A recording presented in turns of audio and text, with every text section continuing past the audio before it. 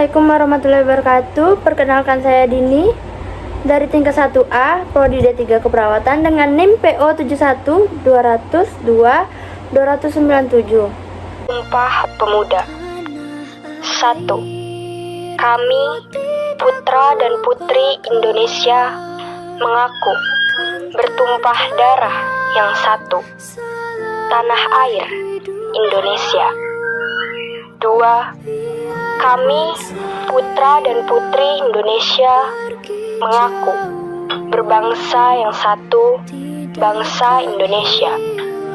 3. Kami, putra dan putri Indonesia, menjunjung bahasa persatuan, bahasa Indonesia. Jakarta, 28 Oktober 1928.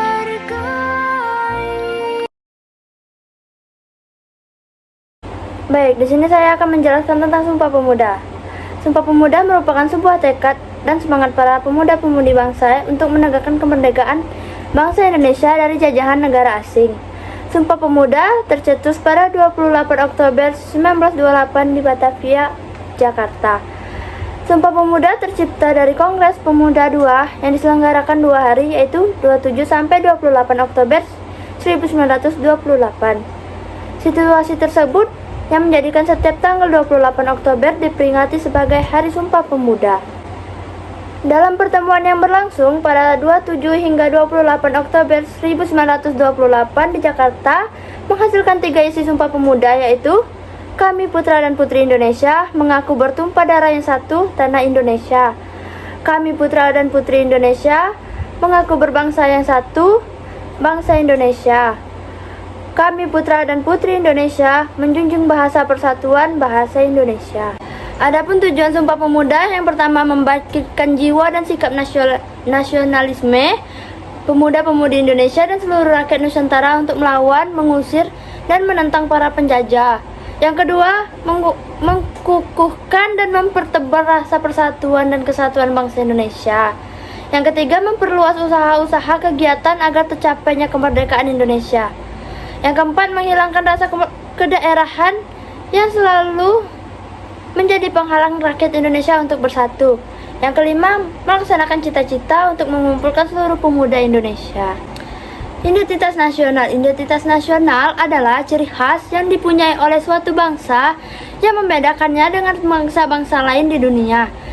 Identitas nasional ini sendiri melingkupi segenap ciri, keunikan juga karakter yang melekat utuh pada suatu bangsa sebagian dari kepribadian dan jati dirinya. Identitas nasional ini berperan sebagai tanda pengenal yang mencerminkan seluruh kepribadian sebuah bangsa. Tujuan identitas nasional. Tujuan utama dari identitas nasional tentunya adalah untuk menempuh rasa nasionalisme yang ada pada suatu bangsa sehingga tercipta kerukunan di dalam suatu bangsa. Semakin jelas identitas suatu bangsa, maka semakin bertambah pula nasionalisme yang mengalir pada bangsa tersebut. Seperti yang sudah diketahui bahwa identitas atau jati diri nasional itu adalah jati diri yang dimiliki oleh kewarganegaraan atau suku bangsa dari suatu negara atau Indonesia. Faktor-faktor pembentukan identitas nasional. Berikut di bawah ini terdapat beberapa faktor pembentukan identitas nasional sebagai berikut. Faktor primordial merupakan identitas yang khas untuk menyatukan masyarakat Indonesia sehingga mereka dapat membentuk bangsa negara. Faktor sakral dapat berupa kesamaan agama yang dipeluk masyarakat atau ideologi doktrinir yang dilakukan oleh masyarakat yang bersangkutan. Tokoh, kepemimpinan dari para tokoh yang disegani dan dihormati oleh masyarakat dapat pula menjadi faktor yang menghanyutkan bangsa negara. Contoh identitas nasional.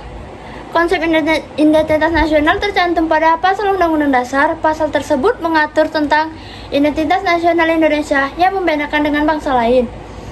Identitas nasional tidak lepas dari unsur yang merujuk bangsa majemuk. Kemajemukan ini merupakan gabungan dari unsur pembentukan identitas nasional seperti suku, bangsa, agama, budaya, dan bahasa.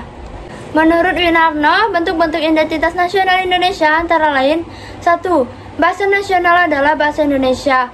2. Bendera negara adalah sang merah putih. 3. Lagu kebangsaan Indonesia adalah Indonesia Raya. 4 lambang negara adalah Garuda Pancasila. 5 semboyan negara yaitu Bhinneka Tunggal Ika. 6 Pancasila sebagai dasar falsafah negara.